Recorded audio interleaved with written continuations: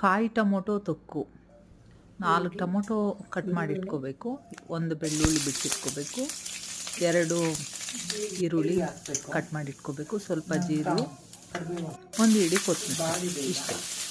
ಸ್ವಲ್ಪ ಜೀರಿಗೆ ಹಾಕಿ ಒಗ್ಗರಣೆ ಹಾಕಿ ಅದೆಲ್ಲ ಬಾಡಿಸಿಟ್ಕೋಬೇಕು. ನಂತರ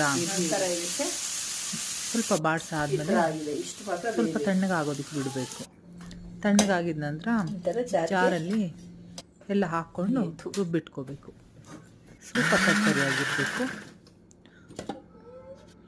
ತರ್ತರಿಯಾಗಿರಬೇಕು. ಸ್ವಲ್ಪ ಎಣ್ಣೆ ಹಾಕಬೇಕು ಬಾಣಲಿಗೆ.